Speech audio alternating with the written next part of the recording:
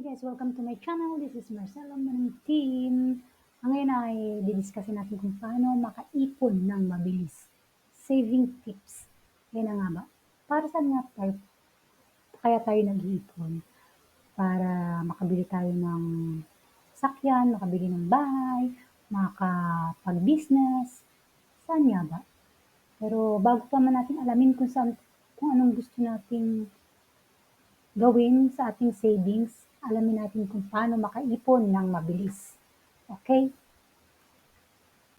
Number 1, syempre maghanap ka ng trabaho at mapapagkakitaan.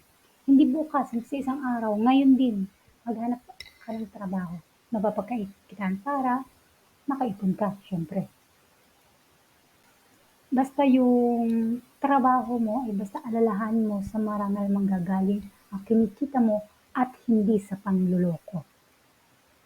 Number 2, bayaran mo ang pinagkakautangan mo. Oh, bakit napasama yung bayaran mo pinagkakala ko ba mag-ipon? Siyempre guys, pag halimbawa ang alam nilang kumikita ka na, siyempre ang malakas ang radar ng mga may utang sa inyo. Kaya siyempre kukulitin kayo nun. Kaya kailangan magbayad para wala na kayong iisipin. Kasi hindi kayo tatantanan. Yun nga, mawawala ka sa focus ng goal mo. Ika nga, sa Kawikaan 22 verse 7, ang mangungutang ay alipin at nagpapautang. Ang mangungutang ay sadyang hindi nagbabayad, ay maihahalin tulad ko sa isang magnanakaw at panloloko. Ika nga, give back to the good favor, na minsan nilang pinagkaloob ang pangangailangan mo noong panahong nangangailangan ka. Yun na nga, gumawa ng financial goal. Ito ang magsisilbing motivation mo kung bakit mo ginagawa ang pag-iipon mo. Kung wala kang goal, gastos ka na lang ng gastos na walang kwentang bagay. Executing something without planning. Kaya ang ending, you are the one to fail. Yun nga, hindi ka magtatagumpay kung hindi ka gagawa ng financial goal. Yun, matutong mag-budget. Ang pag-budget kasi kung ilang percent ng kita mo, dapat mong lamang itabi at gastusin sa pag-budget at matuto kang maging disiplinado sa iyong kaperahan.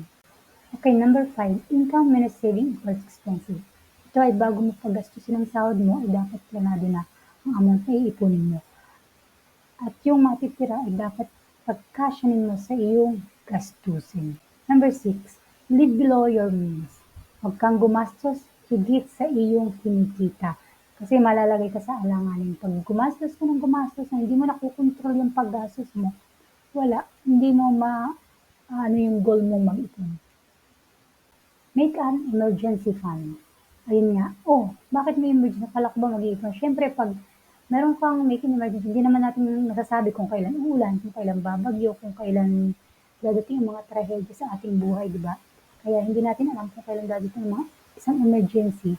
Naglalaan ka nito para pag may dumating na kalamidad ng buhay mo, at least hindi ka mangungutang o hindi ka magagalaw ang iyong ipon para sa goal mo. Yun lang ang purpose.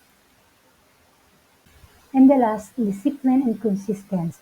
Maraming hindi nagtatagumpay sa goal dahil agad sumusuko kapag nakakaranas ng hirap. Tulad ng pag-iipon, madali lang ang magdesisyon sa ating mga sarili kung gusto natin may baguhin sa buhay.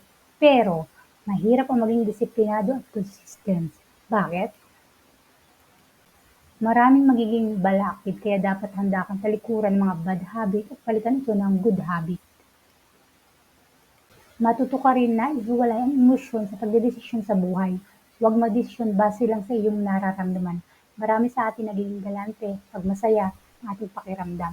Madaming careless sa paggastos kapag masama ang loob. Basahin niyo yung Mateo 14 verse 6 hanggang 11. Sa kaarawan ng sumasayo ng kanyang anak na babae, sobrang saya kaya sumumpa siya na ang hihilingin ng anak niya ay kanyang tutuparin. Hindi ini-expect ng hari na ulo pala ni John the Baptist sa plato ang hihilingin ng anak niya.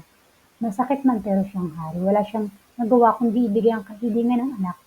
Basahin niyo lang ng buo. Ang punto ko lang kung paano nakukurap ng ating emosyon ang ating desisyon. Be reasonable bago ka magdesisyon. Kumalma muna, pagsamantala at isipin at ang una mong goal.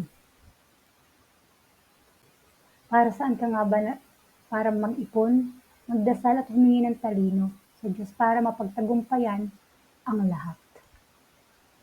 Guys, sana may natutunan kayo sa konting discussion about sa pag-iipon.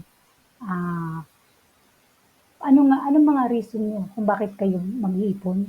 Tanong ko lang, please comment na lang po sa baba. Thank you for watching. Bye!